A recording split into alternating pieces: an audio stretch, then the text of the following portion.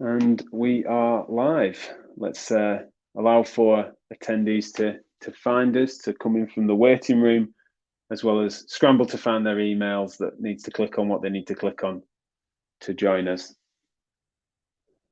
But welcome those that are here already. I'm Jack Chu from Physio Matters, and we're hosting this session, which today is the CSP fee increase, fair, justified, inevitable. And thank you for those that have been in touch with us, especially in recent weeks since the news of the fee increase, that were asking us to sort of comment on it or provide platforms and opportunities via podcast, live streams and otherwise to share their thoughts. And then since we announced that we were going to try and channel that into an event, it then seemed wise for us to put this together. But also you've given us a lot of feedback as to what you wanted us to pursue in terms of sort of angles and opportunities. We've then tried to make sure that then the questions that I'll be asking as your moderator today are representative of some of the themes of that feedback that's come to us by email and on social media, direct messages and publicly. I'm joined by an esteemed panel, which has CSP counsellors, CSP members, and Jonathan as a member of the CSP staff here to shine a light on some of the mechanism behind that and reasons for the CSP fee increase that has been announced for next year. But then also for us to get stuck into a discussion that will centre around certain themes that you guys have kind of dictated to us, really, which is around value for money, as well as then an understanding of what it is that the CSP is doing and up to, as well as then one of the other common themes has been about communication strategies and engagement strategies, of which I think is close to most of our hearts, for us to all be able to raise standards together and understand each other better. It does say on the sticky note as part of the chat function is that you can email info@physiomatters.com. I noticed there it should have a hyphen between physio and matters, so we'll get that changed in a second. Please do use the chat function for general chit chat, and then there's a Q&A function of which you can then add your questions, but also upvote and downvote those as you see fit.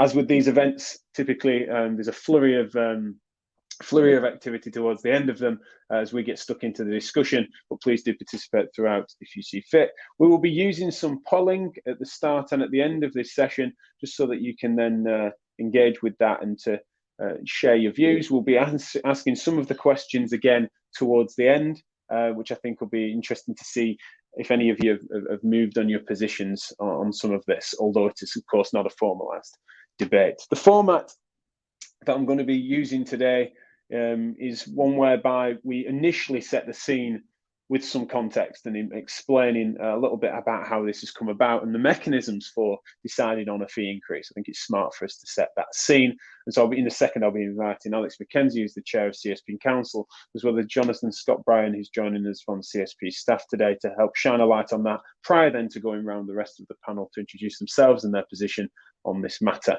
So thank you all again for joining. A few people still rolling in. But we will get going. I want to start us off by just asking you a series of polls. So please participate with these and as quickly as you can, and we'll move on to the next ones. But question one: do you feel the CSP fee increase is justified? Don't worry, these are of course anonymous. We can tether these to your future answers, but it'd be useful for us to know what your take is as we start. 1 being not at all, and 10 being absolutely yes. So please do keep chipping away with your votes. Quick as you can, and I can move on to the next one. Don't worry, you are not being judged on your answers. Assure you of that. But yeah, please do let us know what your thoughts are. That'd be great. Still a few trickling in. Thank you very much. Repeat that for those that are tuning in by audio and not got the video on. Do you feel the CSP fee increase is justified? 1 being not at all, 10 being absolutely yes. Get your phone out of your pocket and tap away at it if you are doing. Thank you very much. I'm going to close that one. That's great. Thank you. Question 2. How much do you value your CSP membership? 1, not at all. 10, a huge amount. Really useful for us, again, just to get that baseline. And it'll also be helpful for us to understand as to how that might have, this is one that useful for us towards understanding where your current position is and where that spread is. Obviously, we'll be making, we'll be sharing these, as well as understanding on the questions that we do ask twice as to what movement there was over the course of the event. Thank you. Quick as you can, if you would. Super. Okay, next one. Oops, sorry, clicking. The question, how much do you feel the CSP provides value for money? 1 being not at all, 10 equals absolutely yes. That makes no sense, does it? Not at all. Or a great deal. Sorry, 10 being a great deal. There'd be one that we've misworded. Sorry about that, everyone. Again, quick as you can. Thanks for your responses. Again, it's those that are just tuning in on audio. Your phone's out of your pockets. Join the show. Thank you. Question 4. How involved do you feel in CSP? How involved do you feel in CSP decision making? 1, not at all. 10, a huge amount.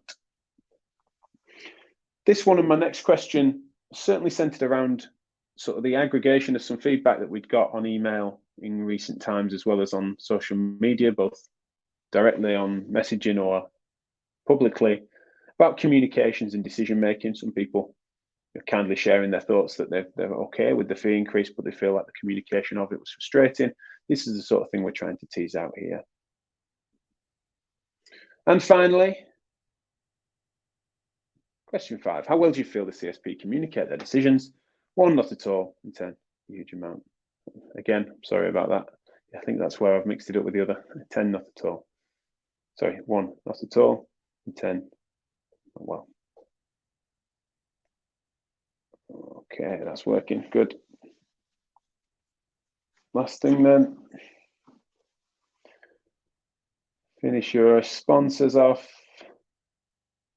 Thank you very much. You'll be pleased to hear only 2 repeats at the end, but it'd be interesting to see where any of you might have moved on for that.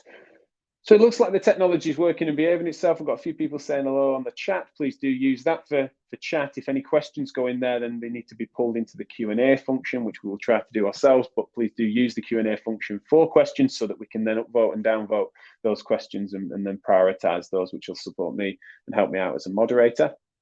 But without further ado, let's get stuck in. The first thing we want to do then is set the scene on how this came about and to understand that from the folk involved in doing so. Very fortunate to have 3 CSP councillors with us today, but the chair of council is also with us, Alex MacKenzie. Alex, thank you so much for joining us today. If you could just take yourself off mute and we can get stuck into a chat. Could you just quickly introduce yourself and then also if you could just set the scene on how this came about, really? Thank you, Jack. Yes. So as Jack says, I am chair of council.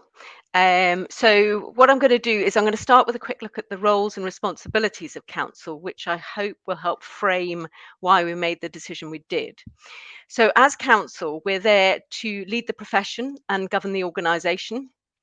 The CSP is a membership organisation that is a professional body, a trade union, and also an employer.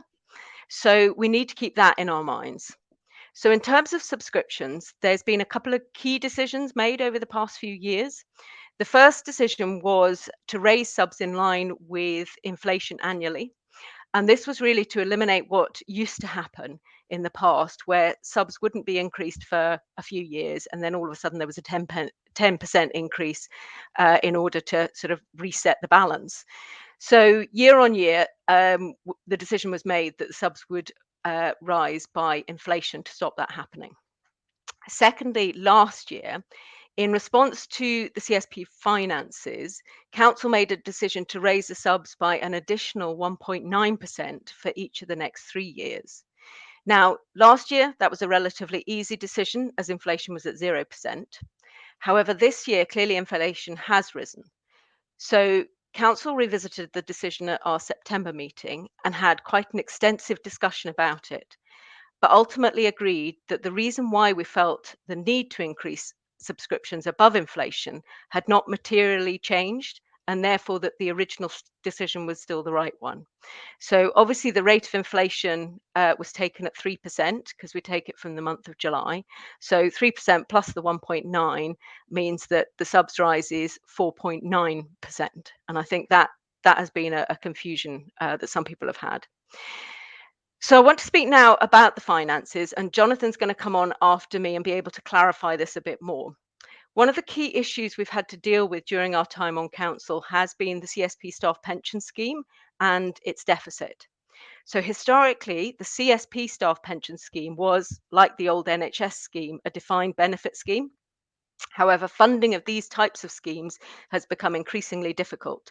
So we'd made changes to the scheme first in 2017, but then again in 2020 when we closed the scheme to new members and created a defined contribution scheme. However, the pension liability remains, and in the 2020 accounts, you can see this is listed as £37 million. So now we have a legal obligation from the pension regulator to pay down this deficit, which we are doing each year. But we also need to show in our accounts that we have sufficient assets to try and offset this, to show that we are a sustainable organisation. And this is why in the accounts you'll see both operating surplus and the fact that we hold reserves. In addition to the pension liability and the 15% increase in PLI costs, all the usual costs that the CSP have been rising just like for any other business. What I would say is that value for money is always a key consideration for council. This is one of the main reasons why we decided to sell Bedford Row.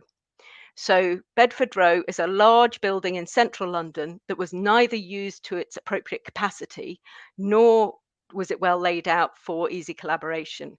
So as an asset, it wasn't really working well for us. Again, Jonathan will be able to pick up a little bit more on the particulars about some of the savings that we've made there. So value for money is what we're always considering. We're balancing what members want and what we can afford. But we're also looking at internal ways of working and doing things differently. And there have been many changes, including staff working more where members are, better collaboration. And it's also trying to get the best out of our alliances, like using the TUC to lobby for self-employed practitioners during the pandemic, or linking with Sport England for the strength messaging campaign and things like that. So we're clear that we offer a membership package as a whole. We don't allow members to pick a mix. And in part, that is because members don't often know when they might use certain services. And one of the obvious ones is for self-employed members who often say that they don't use union services, except that's the department from where we support HCPC cases. And we know that proportionally more private practitioners are brought before the HCPC than other members.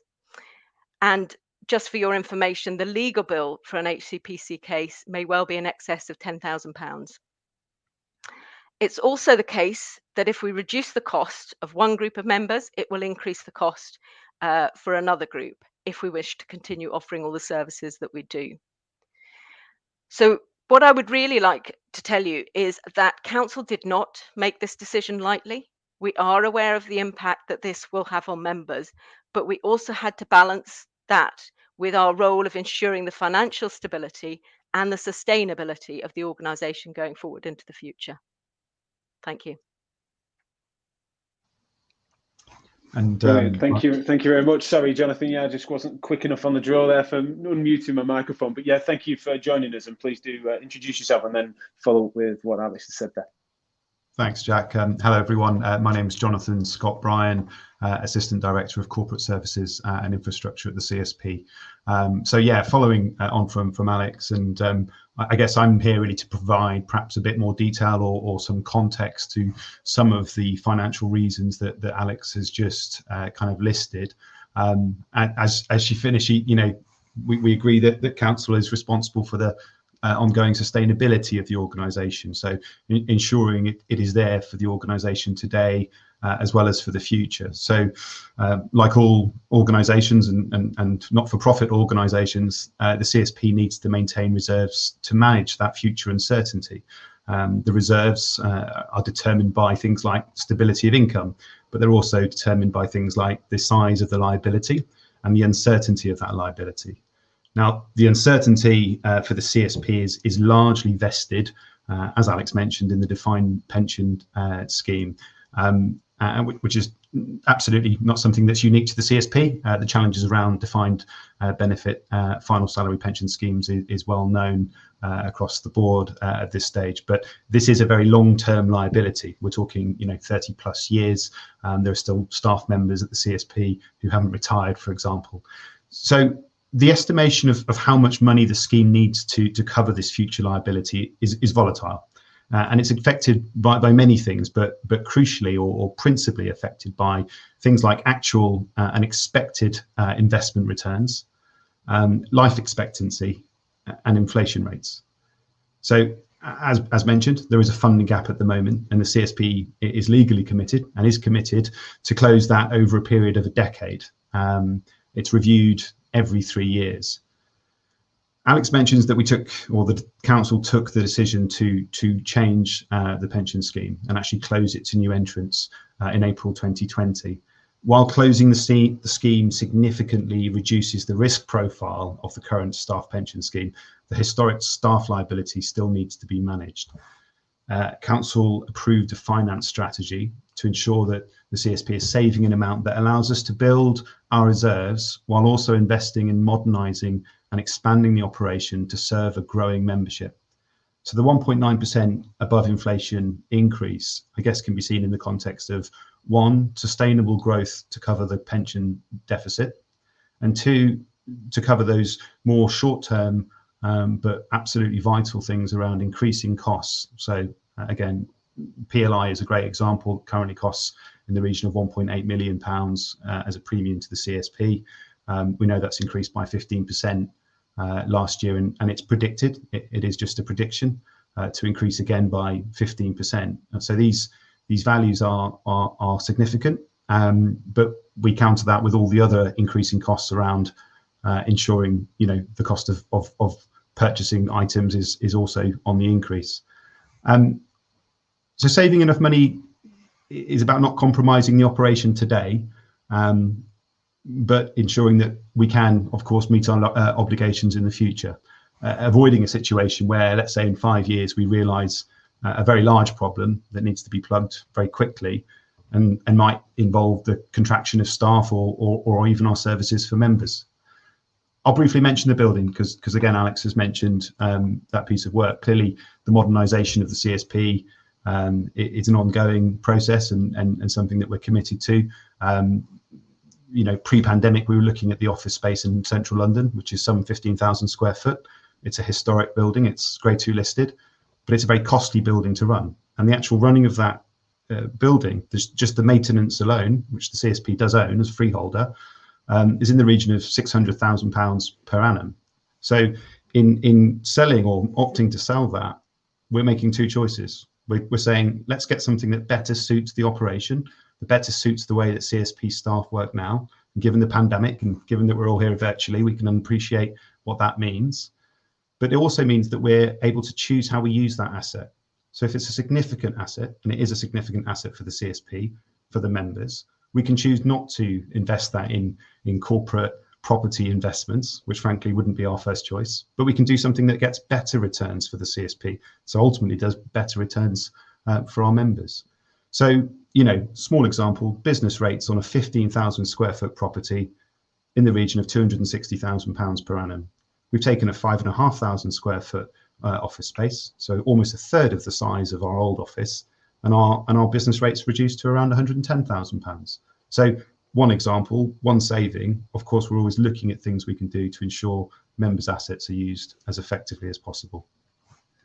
No, thank you very much. I really appreciate you both giving us that framing and context, because there has been some myths and misconceptions out there, some of which accidental and apologise for, but others that have been perpetuated as a means of furthering misinformation that isn't helpful. And so we really wanted to make sure we set the scene well before we then go around the rest of the panel to give their hot take on the matter. I think one of the things that's been really pleasing for me bringing this together is that we had a variety of different opinions that came through in various different settings, including from the 3 CSP members that were chosen to be on the panel today, including Chani, who's going to be speaking first, but someone that we only recently engaged on this matter and gave her thoughtful feedback, I think, on a comment on LinkedIn when we originally announced the event. So thank you, Chani, for joining us, and I'd like to just hand you the floor just to give your take on this matter. Okay, I'm unmuted. Thank you for the clarification around the fee increase. I would say, to begin with, I think it's in terms of providing that information, it's not readily available. So I think members would appreciate that maybe in a rundown in some sort of way. I'm maybe just wondering why that isn't the case in terms of the transparency and the use of the money and the breakdown in that way. But anyway, I'll move on. So yeah, in terms of the fee increase, I think me and Jack discussed earlier that it's an interesting point to raise some other issues around CSP membership and thoughts and feelings around that. I think, yeah, it is an inevitable fact of business life that, in terms of the fee increase in line with the rate of inflation, obviously you've got overheads, you've got staff to pay, and obviously the PLI is the massive output in terms of money for that. So yeah, I think I'm not kind of too business minded, but economics wise, that is the kind of most common sense thing that makes sense to me. I think in terms of the CSP providing value for money in line with that increase, I think speaking to friends and colleagues, there seems to be certainly a discord. A lot of my friends and colleagues, physio colleagues, do grumble about the CSP, and they feel that their membership is purely for PLI purposes, and they don't feel that they get any other benefit from the CSP. Let's say CSP membership.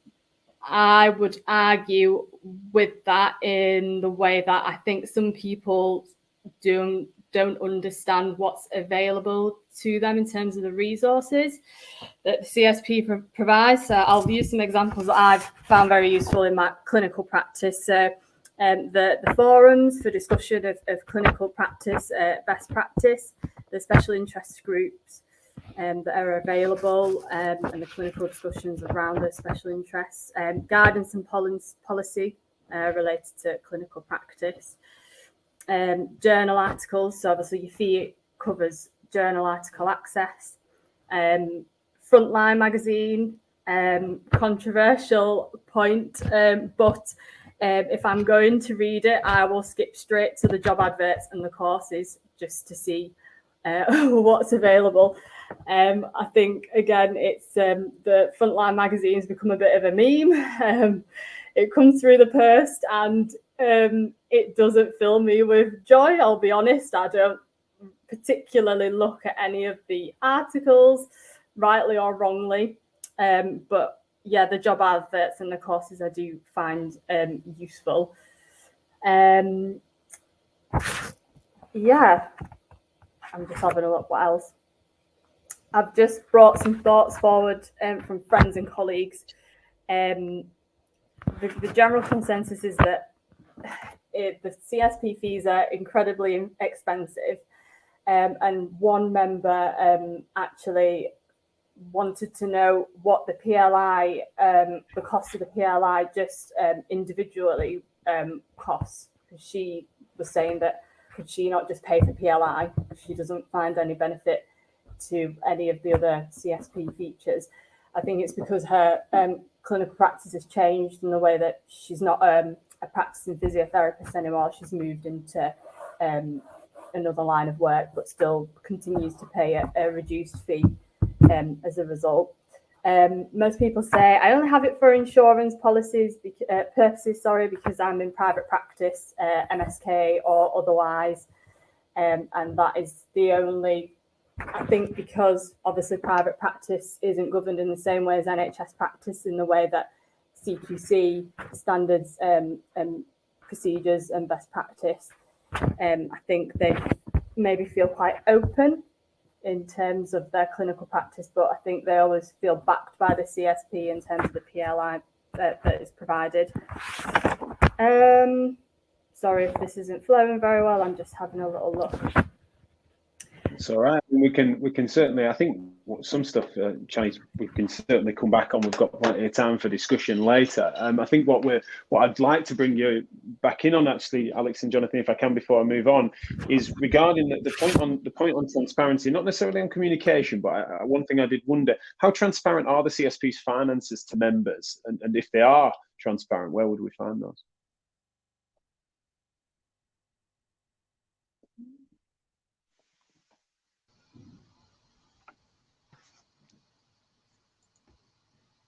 Alex. Sorry, it's not working. Yeah. Oh, yeah, there we go. Sorry, it just didn't seem to want to go. Sorry, we're now muted again. I don't know if you maybe double click. Sorry, if it wasn't responsive. Sorry about that. There we go. We are. Can you hear me? Yeah. Yeah. Okay. I won't touch my mouse at all. Ooh. Alex, it looks like Alex is having a problem. Do you want me to answer that question, Alex? Is that okay? And so, in terms of transparency, at the AGM every year, can you hear me? Okay, sorry. Yeah, we've got you, James. Yeah. Sorry, it must be that it's just a bit. Oh, am I on? Am I on? Am I on? There we go. Terrible. I think it might be okay now. You go for it, James. Alex. You can step in if I cut out again. I'm going to stop.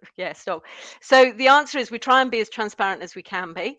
And actually, right now you will find on the CSP website ahead of the AGM, which happens in the next week or so, is the accounts, the full accounts for the CSP for obviously last year, 2020. They are published every year. And if you opened up your Insight, and I'm going to say it was at least last month, I think. Did I say Insight? If you opened up your Frontline, you will have had. I have a handy one. The impact report for 2020, and again that breaks down some of the finances in a much more readable manner. So if you're not used to reading the spreadsheets and everything else, that gives you the kind of highlights of it. So it talks about obviously income, the key income streams, roughly where we spend our money, and then the sort of balancing of the books as such. So the information is there. I will be completely honest and say the number of people that go through on the website to look at this kind of thing is really, really limited. And it is always that challenge with communicating things like that for the vast majority of people, for the vast majority of time, they're not that interested in it. They do become interested when we have a bit of an issue like this. But it's that measure of where we put things. But the finances are there for members to see. Something that Chani mentioned, which I wish I had done in my intro, is that one of the things we discussed, and it's come up a number of times, I think that the fee increase has sort of made a period of reflection, and one that we wanted to then channel into engagement. I think that's one of the things that's been interesting, is that people are then starting to evaluate value and trying to understand where they're positioned. And I think it's just these intervals necessarily then are what precedes people wanting to thumb through that or wanting to care after the numbers.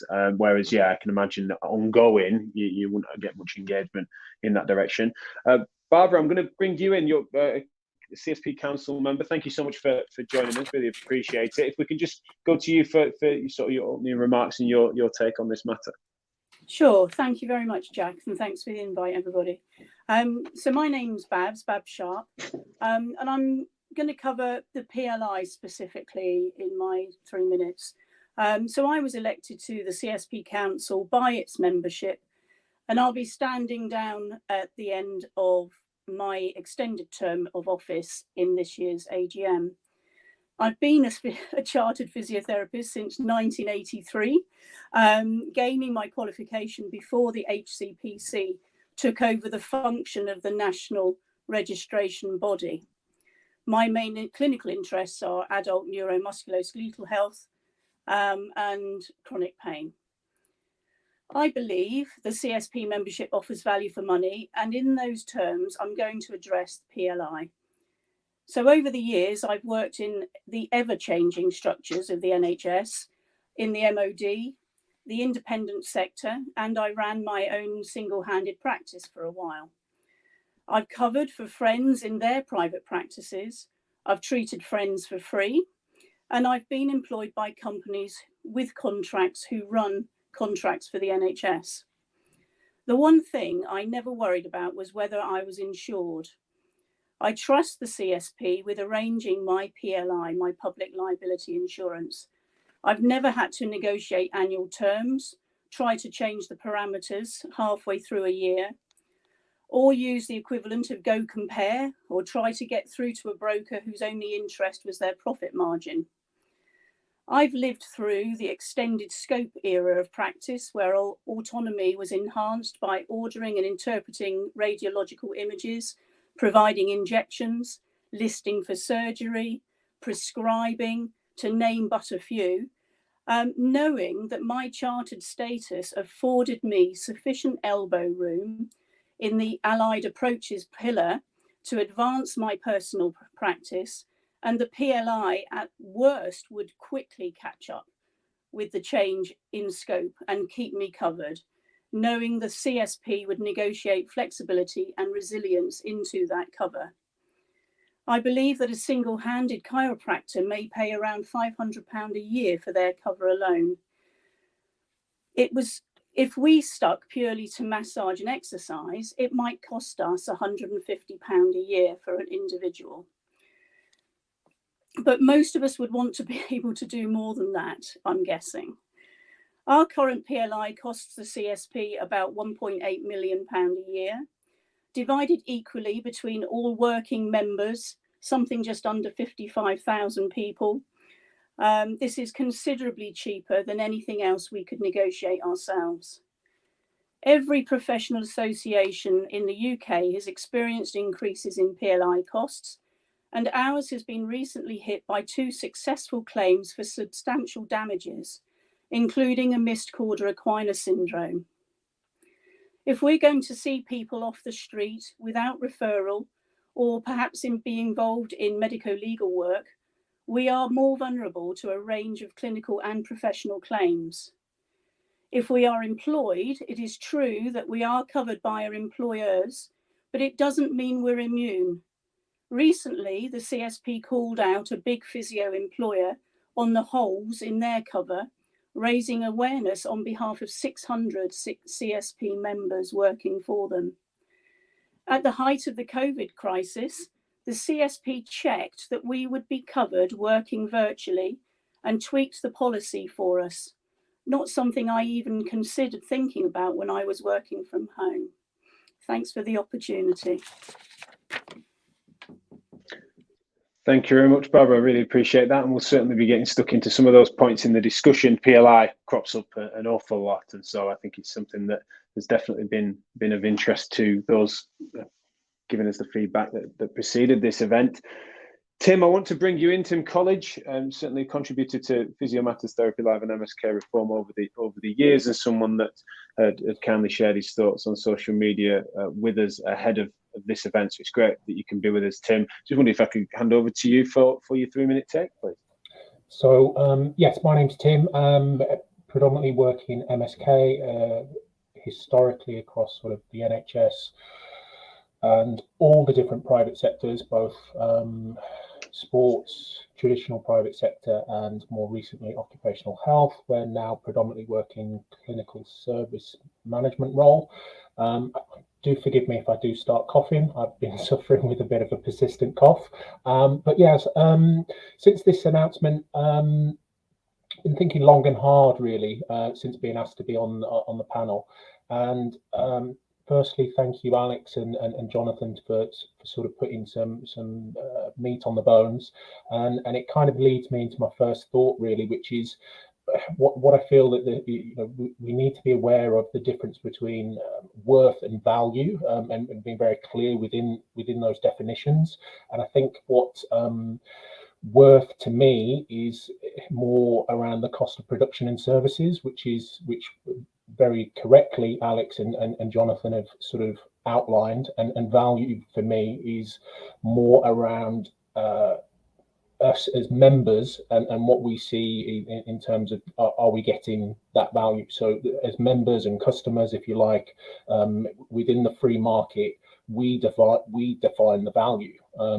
So I think it's very sort of important to sort of, as I sort of move through some of my other points, to sort of keep that in mind, really. And I kind of chose the free market language deliberately, because after listening to Jack's piece on chewing it over, I generally liked it overall, and he made a very valid remark for me.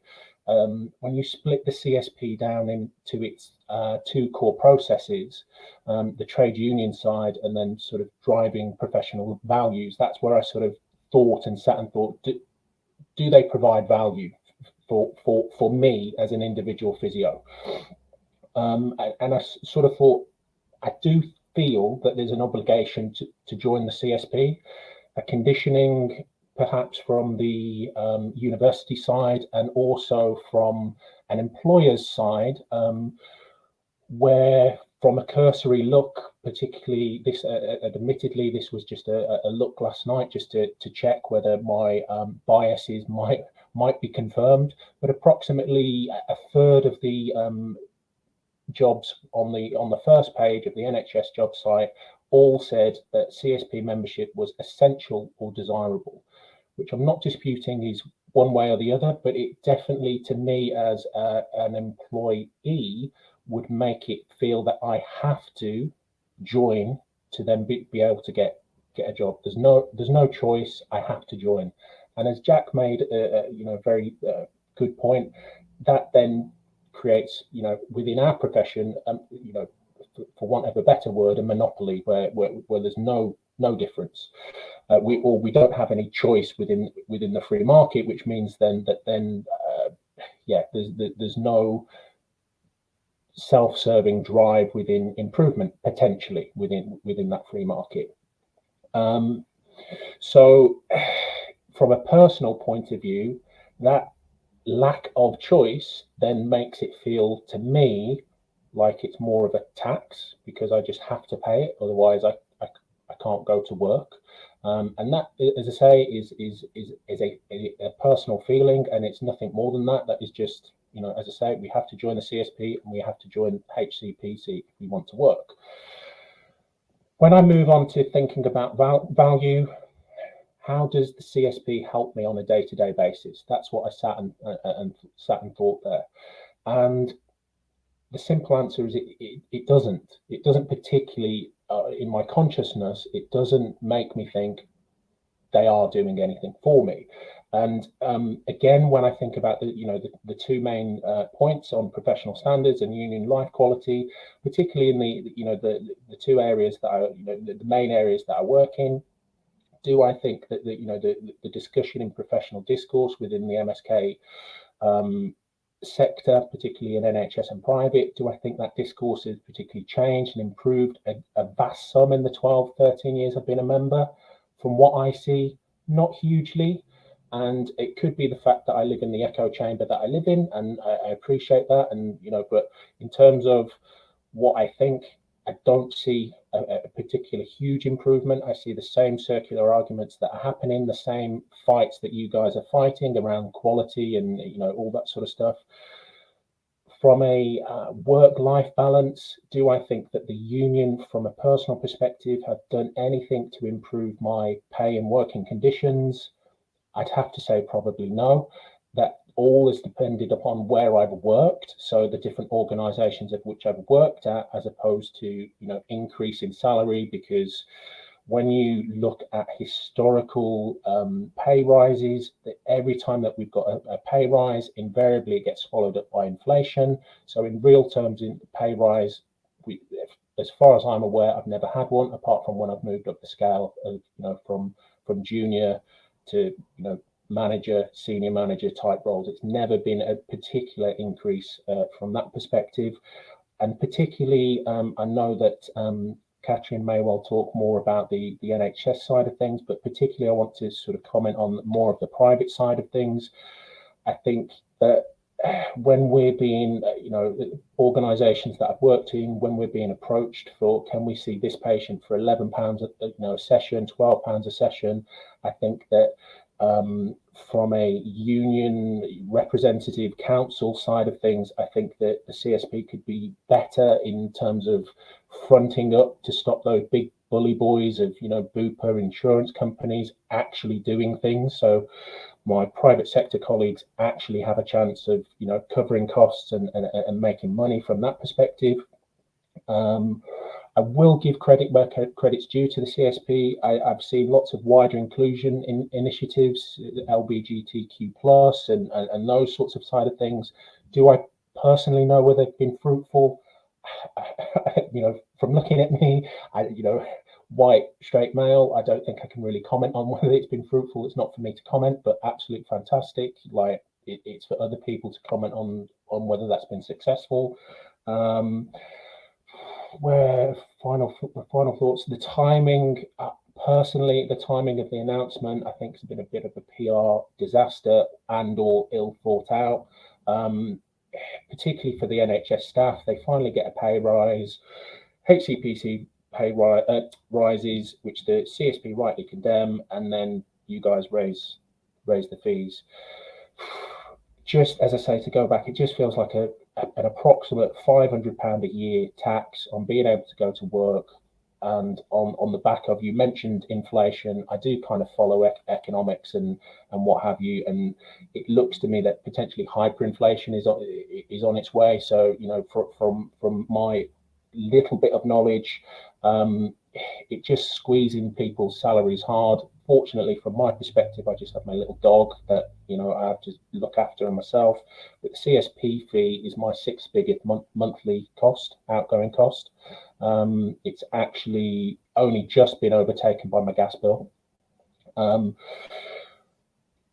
Decided to have a little look around other professions outside of healthcare who actually pay little to no fees at all, and if they do have fees, like friends who are solicitors and lawyers who obviously earn significantly more, they don't have to pay it. Their employers pay it.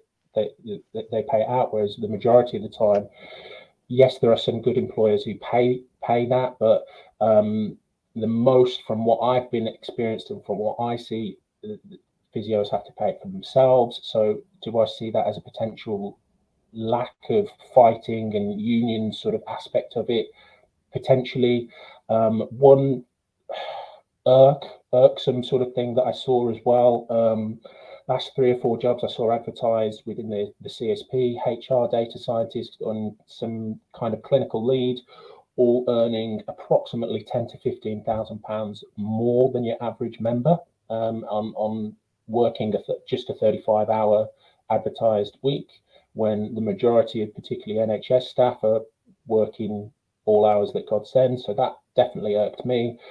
Final thought, if CSP had historically been a little bit more proactive and sort of been more historically sort of interested in providing real value to me as an individual member, and potentially the membership, wider membership, I don't think this would be a discussion. I think because either we would be all on significantly more money, where it doesn't, it doesn't matter whether you've raised the fees, or even the employer is paying the fees. So again, it's a moot point. I think, where was it? Like, if you are providing true value, the majority of the membership wouldn't think twice. So much like when Netflix raised my fees, or not just my fees, the majority of our fees, I continued to watch it. Whereas the BBC license fee, I cancelled because I didn't use it, and BBC didn't provide me value.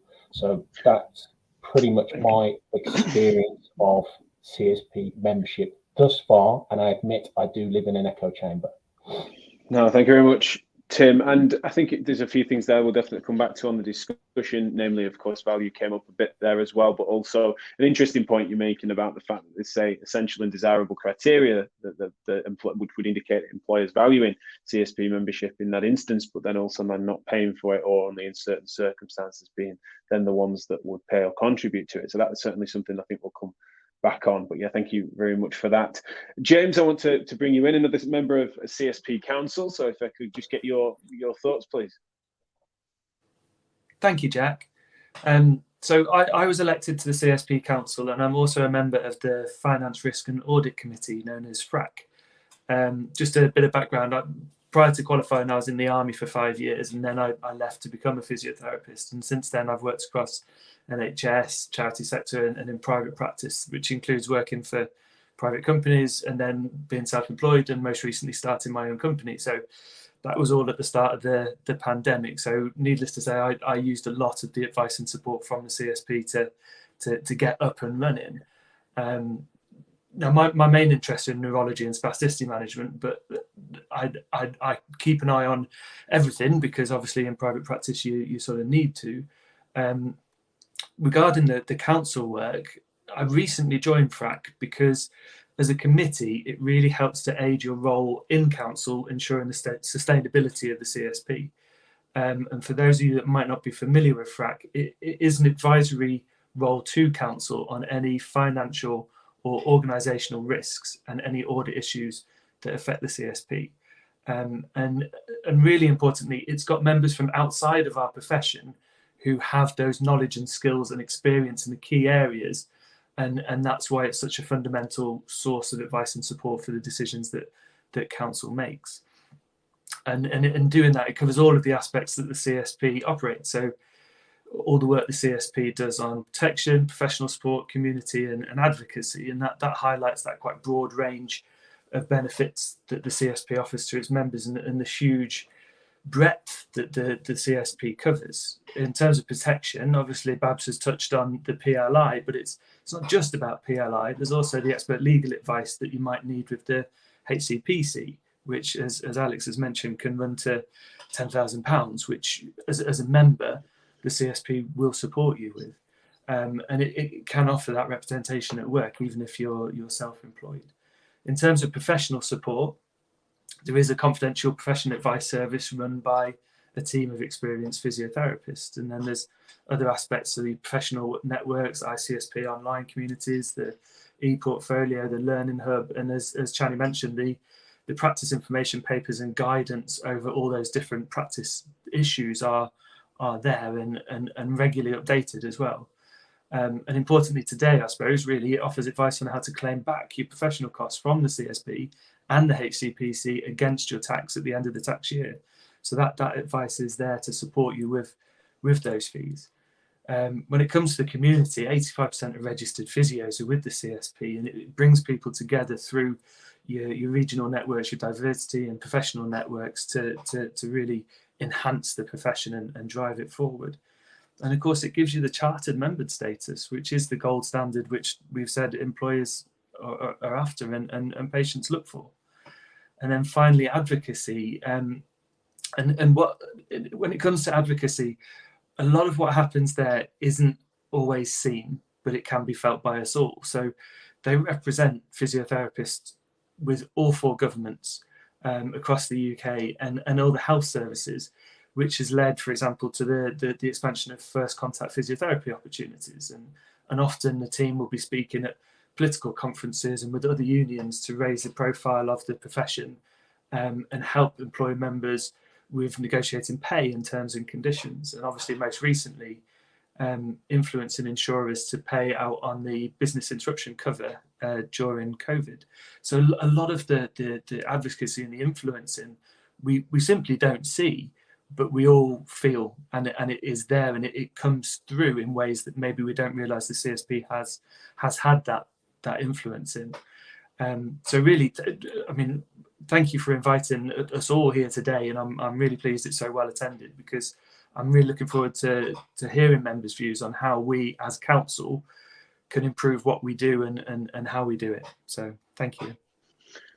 Brilliant. Thank you very much, James. One of the things that was interesting, of course, is that we were spoiled for choice, really, is to then think which members to invite on to discuss this. And in Tim's case and Chani's case, there were responses that were public responses to comments about the topic and about the announcement of the event. But in Catrin's case, I was noticing that whilst Chani does work for the NHS, not necessarily in a typical MSK role, or it certainly didn't speak to advanced practice and some of the other things there. So I reached out to Catrin as someone who I know has voice, will travel, certainly will share her opinions. And I didn't need to care what her opinions were or what her conclusions were. I had no idea at all, but I knew that it would be something that should be happy to speak her mind, and I could pick her brain as a friend and colleague who I do really, really value. So thank you, Catrin, for joining us, but also for to a moment's notice, really being that for us today. So if you could just give your take, and then we'll get stuck into a discussion. Yeah, thanks for asking. So I might be coughing as well, just to pre-warn you now, and I have my voice back. Tuesday I had no voice, so you're lucky. Got my dulcet tone. So yeah, so a bit of background about me. I've been in the NHS now for 20 years. I know I don't look it. And although I've worked parallel in private practice, in the main, I'm an NHS clinician, and I've gone from your old-fashioned junior physio right up through to what I am now, which is an op lead for an advanced practice team and an interface MSK service in Wales. So I've seen it all. And from the point of view of the CSP, I think, what Tim was saying is that it's, as a student, I distinctly remember being told, you're, first year, join the CSP. That was the end of it. You didn't question it. You're a student, you join the CSP, that's the end of it. And then I distinctly remember when you qualified, sort of in your last year, just as you were signing everything off, saying goodbye to everyone, you all sent off your information to show that you could then become a proper member. And that was something that was a given. Since then, I've been completely apathetic towards the CSP, I'll be honest with you, in the sense that I pay my dues, and have expected that I have to pay my dues because that's what you do, but haven't necessarily thought about it in any great depth. When I was in private practice, I used to tell the tax man about it, so I used to get the money back from it from that way. Now working through the NHS, I automatically add that in, and you get that refund alongside £20 to wash your clothes. Whether or not that's going to go up this year, who knows? But from the point of view of the CSP, and I've jotted down a load of stuff here, and I also sent through some stuff to Jack, just in case my voice went or something. But I guess I represent that apathetic middleman who has always done it but hasn't really thought about it. And I'll be honest, I didn't even know the fee was going to increase. So what probably would have happened is the direct debit would have gone up, and I'd have looked one day and gone, oh, hang on, that's not the normal price that I'd be normally paying on it. Oh, all right then. My husband's an electrician, and his costs have gone up extortionately in the last 12 months. We won't mention the B word, but a lot of it to do with that. And so, the fact that the CSP has raised the cost, to me, it was a little bit like, well, okay, that makes sense. It's raised. I'll be honest, I don't actually know how much you're going to raise it by. You're talking of percentages. I may not have passed my prescribing because of my maths. So let's just say that from the point of view of percentages, unless you tell me it's £50 off something in a shop, I don't really understand much on that. So unless you tell me exact numbers, I wouldn't really know much on that. So I don't really follow inflation or anything like Tim either to be able to work that out. So I'd always expected to pay it. I'd expected the tax man to pay me back for paying for it. So again, that's where the level of apathy of me considering whether or not it was value for money, I guess, comes from. It's mainly for the insurance when I was doing private work, doing rugby physio, working private practice. That level of cover for that was worthwhile. And so it was an automatic thing. I guess you're right, Jack. This has now made me think, because I work for the NHS, I'm covered by them with regards to that. do I really need the CSP as cover? I don't think I'd ever stop now, but I'm 20 years down the line. I doubt I would ever stop paying for the CSP now. If I was a newly qualified, would I consider something different? I'm not too sure. You mentioned the chartered aspect to the name. Employers like it. We like it. Patients ain't got a clue. You know, they go and see Joe Bloggs, rubber-dub man who calls himself a physiotherapist because he used to the rugby and run on the pitch once every week. Patient doesn't know a difference between chartered or not. I've always felt that that was something we battle against as physios, having raised concern over people in my area where they call themselves physio, say they do physio, raised it with the CSP and have been told that because they haven't mentioned the word chartered, there's no comeback on that. That's always frustrated me. So yeah, from that perspective, I've never really considered it. So I think from the accounting perspective that Chani was mentioning, unless you tweet it to me to say how much it's going to cost accounts-wise for the CSP this year, I'm not going to go looking through Frontline. Frontline for me was, it came this month and I thought, oh, Jack's asked me to talk on this. I flicked through it. It went straight in the recycling. I'm afraid I don't get value for money from the Frontline, and from the journal perspective, yeah, great, but that's online. And so I can access that quite easily online as necessary. The only thing I wanted to say is my husband, as an electrician, is a member of an association, and he pays about £470 to £465 a year for that membership, and that's purely for his insurance cover. And then they have to come out and assess him annually. Sorry, I'm freezing in here. That's why I'm shivering. I need to put a blanket on me or something. Yeah, so he has to have an annual assessment, and then they'll sign him off for the next 12 months, and he still has to pay a fee for insurance cover. So that's my view of it. I'm very much middle of the ground. If you have a look at my answers to the polls, I'm very much stuck in the middle on whether or not CSP is value for money or not. I think I represent most people, to be honest. It's a level of apathy that probably shouldn't be there. But there are other things at the moment that are far more important. So that's where I stand on it, really. Yeah, thank you very much. I think one of the things that was interesting, and one of the reasons why I find your answers to that and what you sent me through on email, in case your voice had gone or you're off on a retreat tomorrow and you thought it was tomorrow night, so she thought that she might not be able to make it. But what's been interesting about Catrin's views on this is that is quite common to some of the feedback that we'd received ahead of the event that then preceded it, but also then since we've been asking for it, is words come up like apathy. Obligation was something else that Tim had mentioned. And I wonder if I could bring any of the councillors in on this.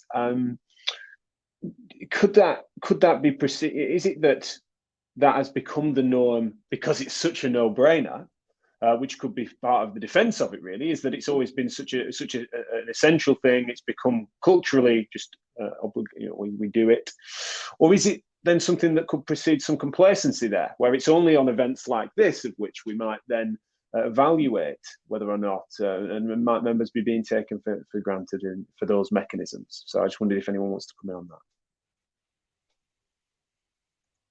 I'm happy to come in on that. Having managed to unmute myself, so I'm doing better this time. I mean, I have to say, Catrin, you are almost exactly the kind of member that we really want to talk to in terms of actually saying, what can we do to make you engage maybe a little bit more? What is it that you would want? I mean, I think you do represent a large number of our members, and we are aware of that, and responses to surveys and things like that show it. I mean, I think they're, from an organisation point of view, obviously people feeling like they have to join and, just being part of it, and, whether it's consideration of PLI or whatever, people paying their money into the organisation is obviously what we're after. But at the same time, there is, as sort of Tim had mentioned, that real importance of thinking about value and worth. And what we want to do is to provide services that you feel you want. I think sort of going back to really a little bit of what James said, actually, in terms of those things that happen due to the CSP that people don't really think about. I mean, all of the sort of more modern advances in terms of injection therapy, FCP, prescribing, all came about after years, and I mean years, of lobbying by the CSP to government in order to allow these changes to happen. Now we don't think anything of it, you know, and I think that that's a really sort of important thing to remember, that you're never going to see that. You're not going to be part of the negotiations. While we're negotiating, it's not public because it's going on relentlessly behind closed doors. But the end result is, you know, achieving progression for our profession. And over the years, you know, it is the CSP that got us our autonomous ability to practice autonomously, to get protection of title, which then, of course, the HCPC has then obviously sort of followed through. So it's a lot of those things that you don't really think about. And obviously, we don't know, but, you know, the next things coming on won't be obvious until they arrive as well. But I think, you know, it's certainly, you know, we would love to talk to more members. And as council, you know, we're trying to put ourselves out there. So VP UK, next 2 days, we've got a meet your council room. And the idea of that is people come and talk to us, because there's 12 of us. We're here to represent the profession, to try and move the CSP forward. And it's really hard to get people to come and talk to you and tell us what they think, sort of, you know, and events like this are great, where people are saying to us, we think this is an issue, or can you address that?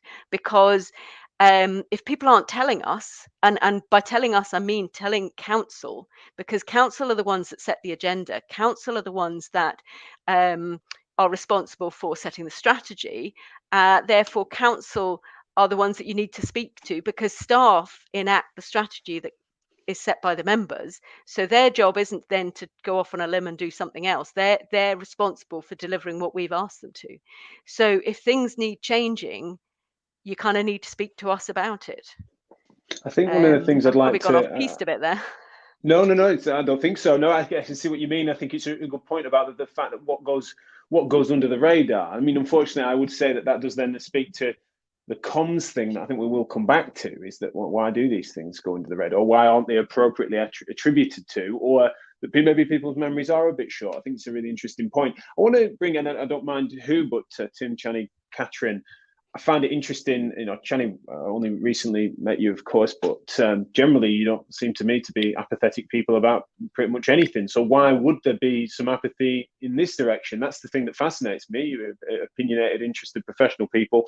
Why would there be in this direction, especially when it's something that you spend money on? I mean, I think... Tim. Oh, I was going to say, from my perspective,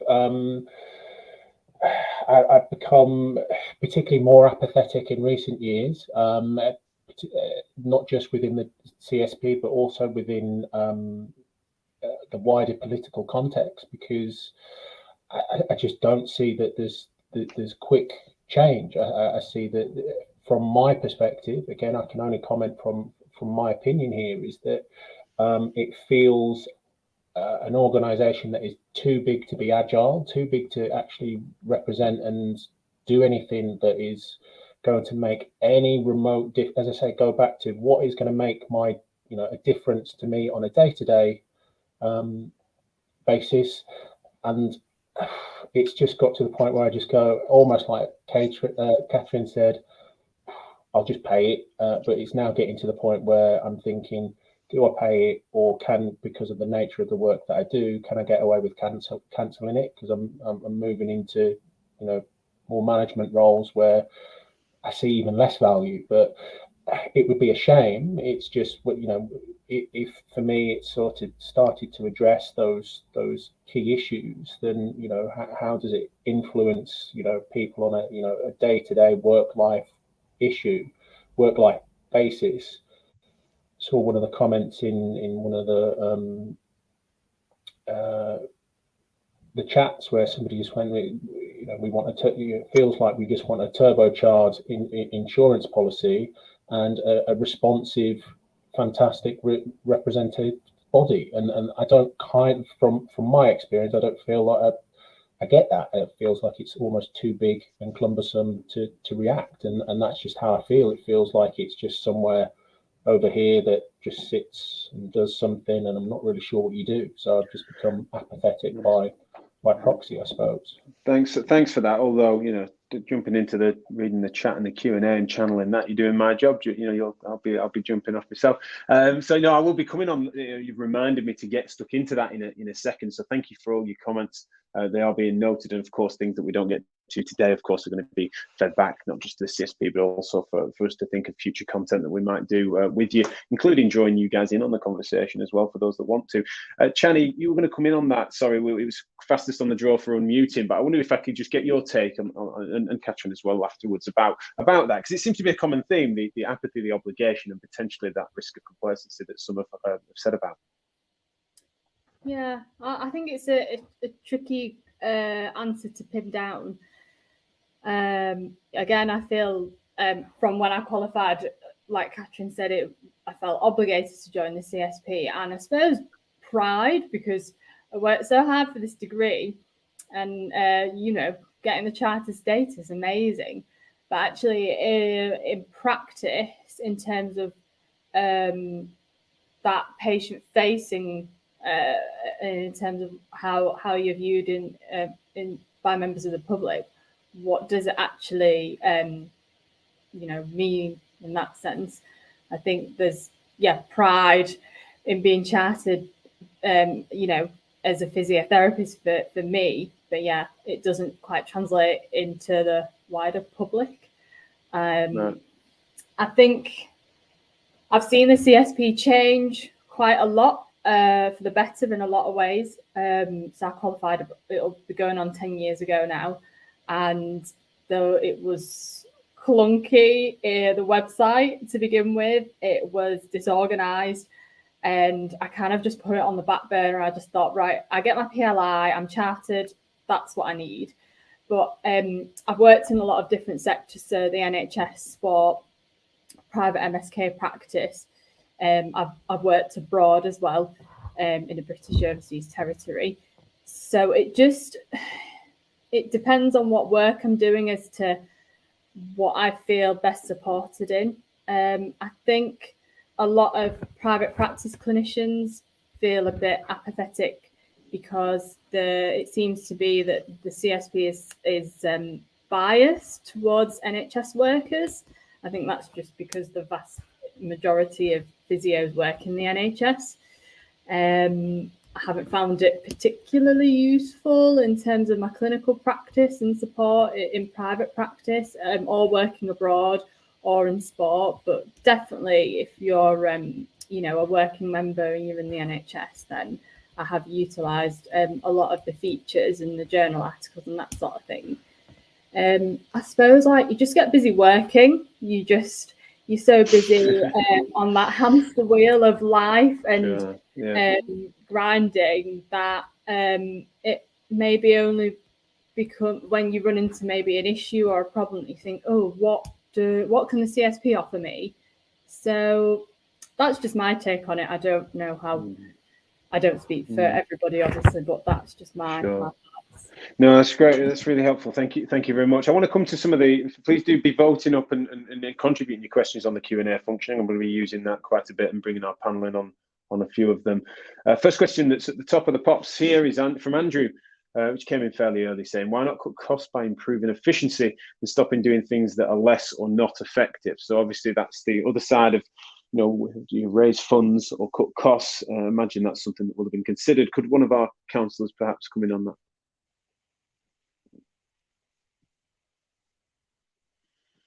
James, I'll rope you in.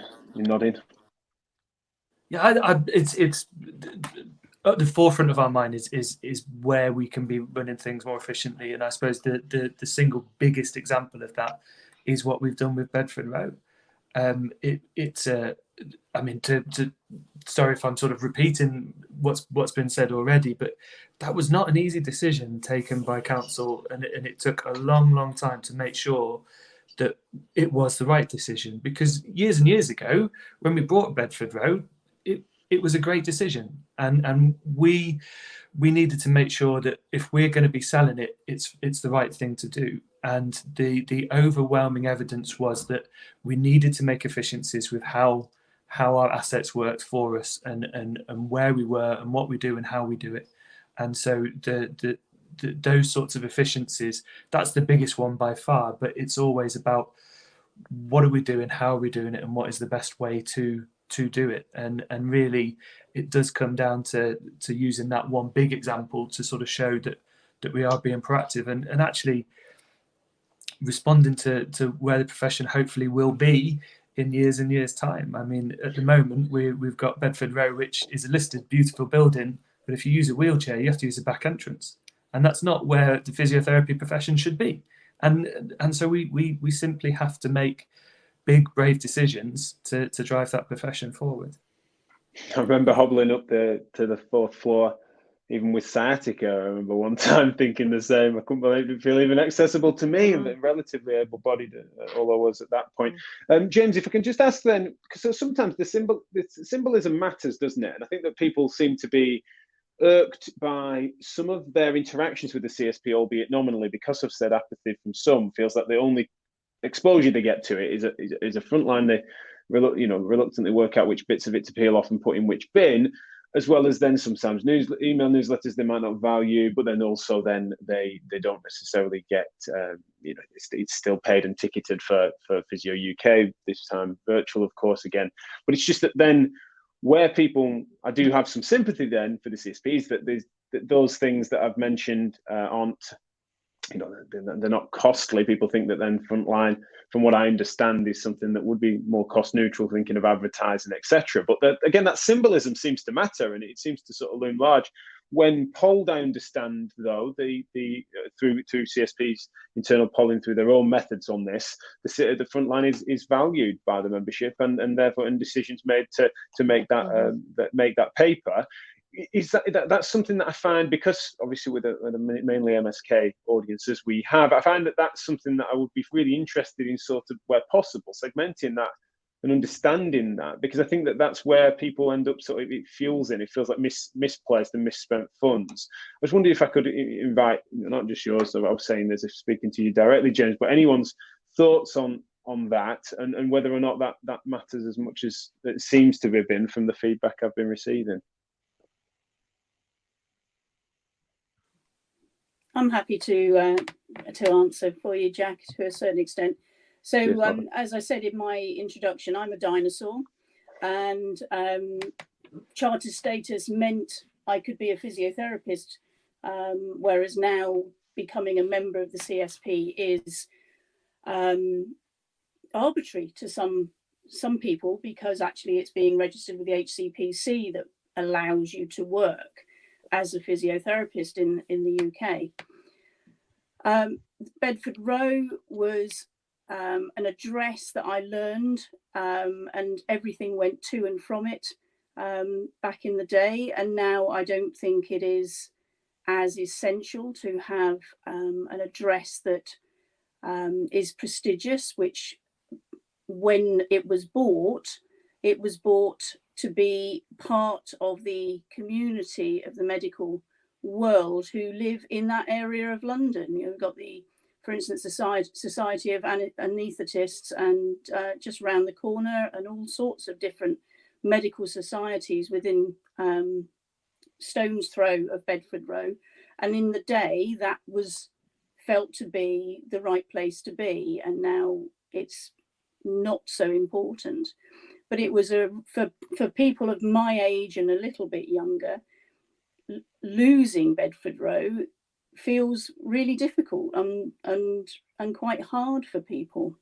As far as frontline is concerned, as you quite rightly say, we've asked on more than one occasion whether people want it digital, and every time it comes back that more people still want it to come through the post than just have it accessibly digitally, although of course it is accessible digitally. I don't know about the costs of whether or not it's worth only sending it to people who want it and opting out. I'm afraid I'm not really clear on that as to whether it becomes unviable if we don't do it. But there is something, perhaps not for the younger generation, about having something paper through the post that is more pleasurable for me than it would be perhaps for somebody who has lived entirely on a screen for all their lives. Well, yeah, that's a good point that we talk about digital natives, don't we? And although I'm not quite one, those not much younger than me end up only knowing that. So I think that's a point. Thanks for coming on into that, Babs.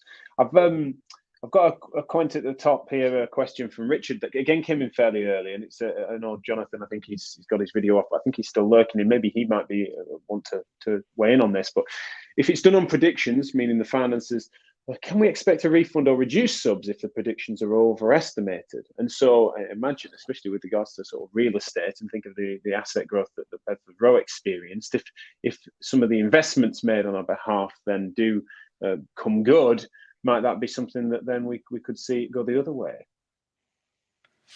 I'm hoping you can. Alex, please. No, on you go, Jonathan. We can't see you. I wasn't sure whether you were still here. Yeah. Do go.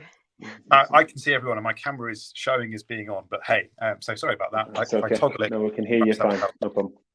So, I mean, it'd be lovely to think that actually the predictions might be wrong, and actually the deficit will decrease. I mean, what happens is.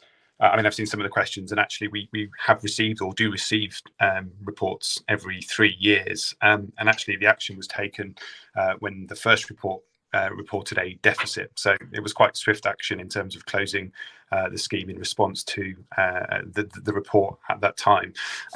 It's unlikely, frankly, that this will be significantly incorrect in terms of the funding gap. So the report, the figure of 37 million is based on an accounting standardized way of reporting that deficit. The current deficit that we're paying back over the decade is 14 million.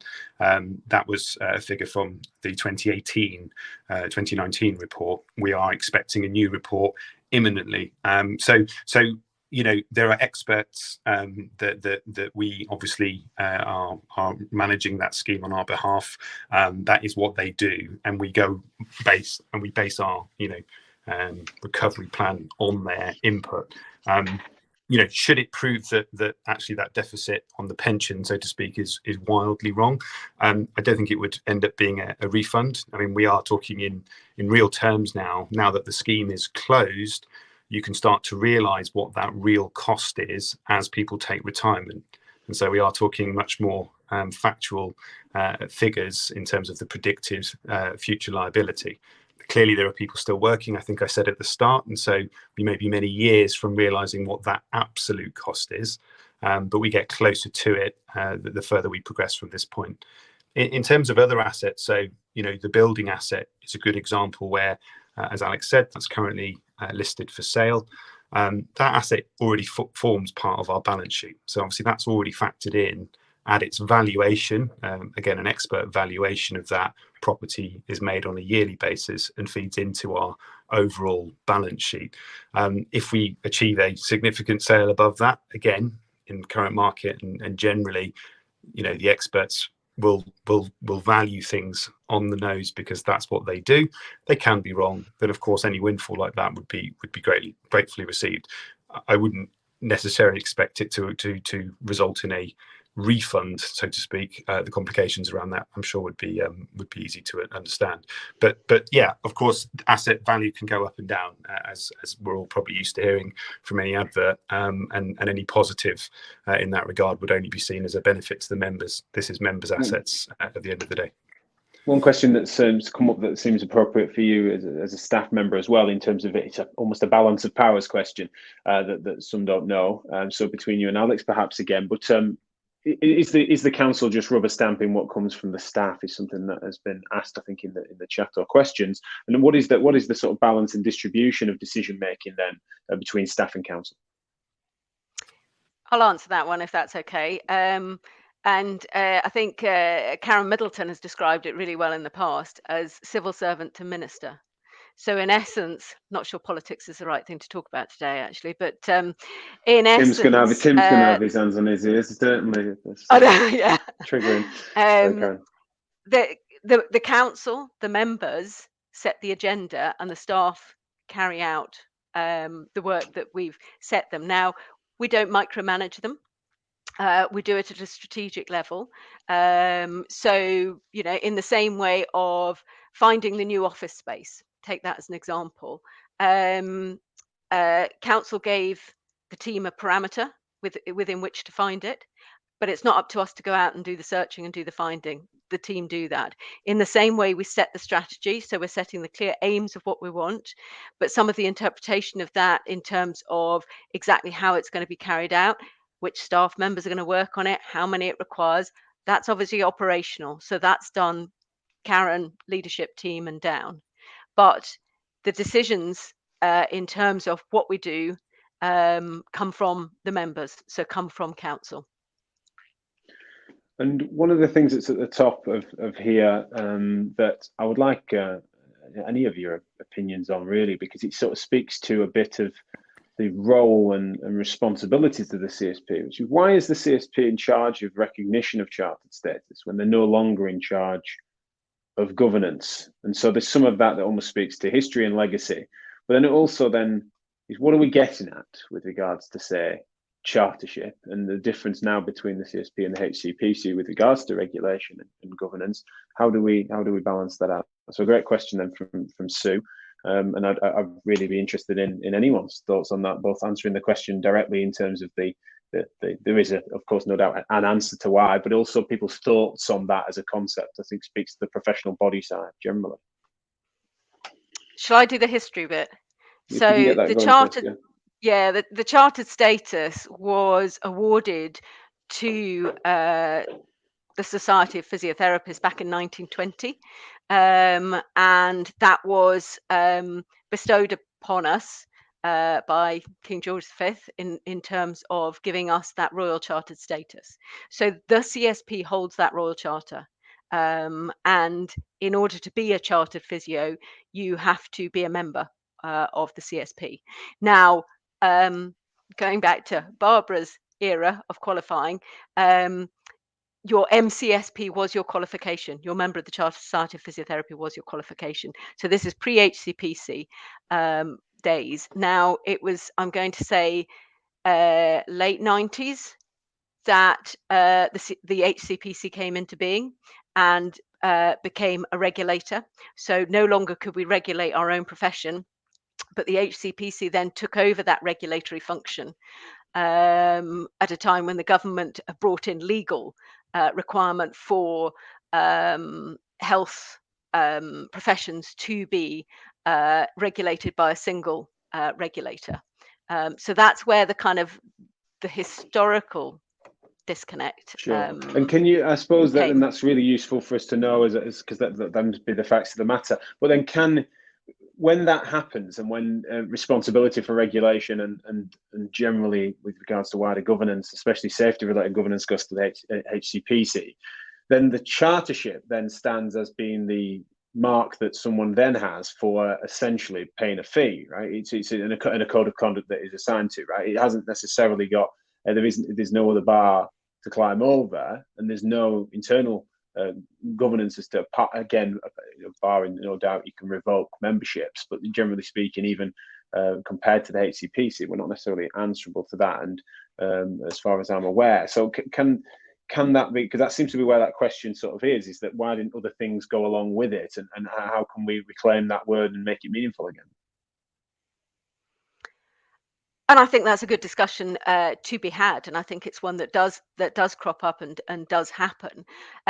What I would say, at the moment is that we do annually sign a form, in essence, saying that we are still abiding by the rules of the CSP, and that does include, obviously, where we talked about regulation and the HCPC. If you are a practicing member, you must be a member of the HCPC. So if the HCPC revokes your license to practice, you can no longer be a chartered physiotherapist. Sure. So there's aspects within it, But one of the things is obviously the CSP does set the standards for the profession. So the HCPC relies on the CSP for the educational standards and checking of the educational courses. So that's all part of what we do. So the HCPC don't go and check that the educational courses are correct. They rely on the CSP to do that. And it's the same with scope of practice and the professional side of it. Again, the HCPC relies on the CSP for setting the standards. So in a way, they're very intertwined in terms of that. Right. So the HCPC's role is protection of the public. The Sure. CSP's role is the profession and developing the profession and ensuring the educational standards, as well as then obviously the support we have for members. But they're very intertwined because the HCPC relies on the CSP in the same way that our insurers, back to the PLI question, also rely on us to define our scope of practice. So they insure Sure. us within our scope of practice, but they are happy that the CSP are the ones that define it. Needs to be contained around. Yeah, okay. Catrin, one of the ways in which we, I think, know each other from online is that we both have a shared passion for maintaining and raising standards, particularly in MSK. Is that something that you see as being that the CSPs as being a then gatekeeper of standards and someone that then values that? Is that somewhere that you see the CSP's role being well placed? I sometimes struggle with this, I will be honest. I feel that there is occasion of discord between what we would expect within MSK and what is allowed to be passed off and courses wise or associate groups, specialist interest groups under the heading of CSP. It has been discussed widely on Twitter, and I think that there may be, Twitter is quite often a representation of quite extreme views, and I think that what we've seen within physiotherapy is that they are very extreme views quite often, there's a lot of argy-bargy that goes on with regards to that. But I do struggle sometimes with the way that the CSP are quite happy to allow, and I'm probably going to get yelled at by clinicians who use these techniques, but Reiki, reflexology. I raised questions when the CSP, was it last year or the year before, reviewed the key points of what we are. The pillars of practice review. The pillars of practice and the terminology behind those wording. Had discussions on Twitter. It was really good because actually CSP engaged back with me, which is something I wanted to raise with regards to the use of digital platforms to engage with your actual members, and explained in a bit more in depth of why the terminology was used. Because a massage, yeah, okay, we might use it, but to have that as a pronounced comment, then we are going back to the 1920s, 1905s of, the old black and white pictures where you had people on racks, and they had their massage, and then they had this and I struggle with that. Some of the courses that are available in Frontline, they're dodgy on occasions. I feel, the bar of expectation of evidence-based practice sometimes is a little bit grey, so for me that's where I struggle from the role of CSP. I think I have this view of the CSP of being two very separate identities. You can insure me, great. You're going to be my union rep if, God forbid, anything happens, but I know you're there and I'm quite happy to pay the fee for that. Not a problem at all. It's the other aspect I think I struggle with more. I feel sometimes you're a little bit behind of the evidence-based practice. I feel that sometimes because maybe you're beholden to your members, you don't necessarily stand up and take that line. Come on now, guys, no. There's no evidence. The evidence is poor, so we're going to make that stand. it almost seems to go, okay, if there's enough of you who want to do it, then, you know, as long as it's nothing too bad. And I sometimes feel that be the case. And particularly in MSK, when you just have to look at, or you can look at my, you know, or even Jack's MSK feeds, particularly with the recent guidance from JOSP on back pain and everything that's come along with that. And, you know, the level of discussion on evidence-informed practice versus evidence-based practice versus, you know, clinical understanding of what works for who. I mean, I'm slightly biased because that's what my PhD is going to be about as well. I wondered if you were going to manage to get a bit of a plug in because I'm going to be needing help on this, guys. So I've got a good platform for this. But that's where I find that there's a discord really. And I know that Alex was mentioning that as the apathetic individual, I'm the person you need to speak to. But it's a scale of needs for me. Mm-hmm. The taxman will pay back for the cost of the CSP. I need insurance and I need a union rep. You're covered. The other side of the CSP, that's where I do sometimes, you know, I do go on occasional rants. You can check my feeds. And so there is that element of the CSP. I almost see you as two separate entities. And I just wanted to come back to what Tim was saying quickly about he felt that CSP was too big to be agile. And I almost feel in a way that something's come up on my screen. Hang on. Sorry, I didn't mean to distract you there, Catrin. Yeah, I'm just pulling up the final two polls just as you're doing. But I almost feel like you're sometimes too small. If anything, you know, if you look at the comments that come out, you know, unison is massive. So everything is unison, nurses, doctors. Oh yeah, by the way, there are other professions. And I feel sometimes that you're maybe too small on that scale. So could be more agile to respond a lot quicker to what's being said. And I know Jack and I discussed this, but then in the same breath, then a little bit clunky and slow when it comes to actually responding to what is being said from a clinician's perspective. So I guess that's where I stand on it, really. Yeah, thank you very much for that. And I'm sorry we're coming towards the end of this. I think one of the things, of course, we'll be poring over. Me and my team will be poring over the comments, the questions, trying to pick out themes.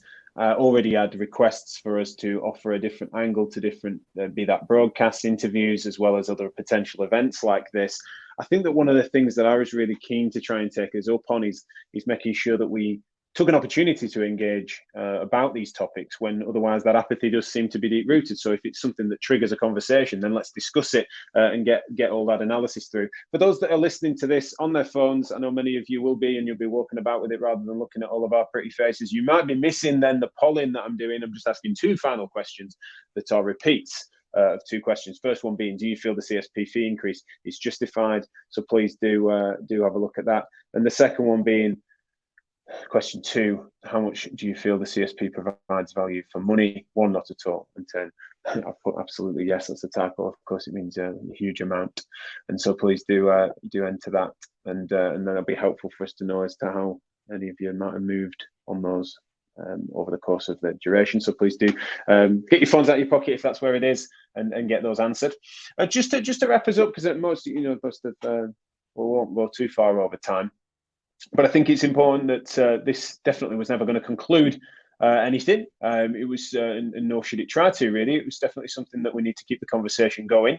I can see in the chat there's been email addresses shared, and as for those that are at Physio UK from tomorrow and Saturday, then do go and meet the council, ask those questions. I really want to thank Alex, Babs and James for joining us. And of course, Jonathan, sorry, but especially at the short notice, as well as the somewhat poor timing from us where we wanted to get it done, but we needed to give ourselves 2 weeks on the tech, and so it ended up falling the day before. They're going to be very busy over the next 2 days. So I massively appreciate them joining us, as well as the fact that then demonstrating, as I have experienced, especially from the New Shape Council, under Alex's leadership, has been pretty welcoming of these sorts of discussions. And so I think that anyone that has any feedback, then please do channel it through whatever it is, anonymous or otherwise, via us if you wish, but of course then go direct and we will make sure we feed it back to them, because it's something that really does matter. Of course, that's something that we are critics of all things, and sort of where hopefully give credit where it's due.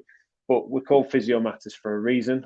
We are seen sometimes as skeptics, but hopefully not cynics. And I really do appreciate the fact that then we will wanting to raise standards together and really care deeply about doing that in MSK practice. And so whilst we're all in it for the same reasons, I do think that then when we're trying to aspire to value, it's important. One of the things that seems to be a common piece of feedback that we've been getting about what to maybe pursue next is that there are some question marks that are existing around insurance and who needs cover for what, especially in private practice. There is a webinar that we'll find a link to and send that over in a follow-up email about clarifying some of the distinctions that get made there that the CSP are doing with Physio First soon. So I'll make sure I make that available to you if you registered for this. But then also it is interesting where some people do then feel like they might be over-insured if they're working solely in the NHS or otherwise. It would be interesting and something that I think we plan to ask of the CSP. Not right now, we've not got time, but certainly understanding then if there are people that feel that they are then insured by their employer as well as then by the CSP. If that was something that could be toggled, then that would be interesting. Of course, unfortunately, it sounds like that might lead to some financial instability, which would be no good to any of us. But it's something that we really should be considering when considering individual value. And as it's a changing landscape with people being employed by different parties and not necessarily always under centralised trust, etc., those questions get begged. And I think as we hear that from you, we will channel that and pass that on, as well as then potentially then help us to instigate initiate what types of content and broadcasts we put together. So thank you so much for your engagement, and we will definitely be sharing transcripts of this and picking themes out of it as we do. Really appreciate it. But above all else, thank you to our brilliant panel. And thanks again for all of your thoughts and engagement on this important topic in of course your spare time. So thanks everyone. I'm going to wrap up there, and we'll speak to you all soon. I like that, everyone waving as we go. We'll wrap up. Brilliant. Me trying to remember where our end webinar button is, but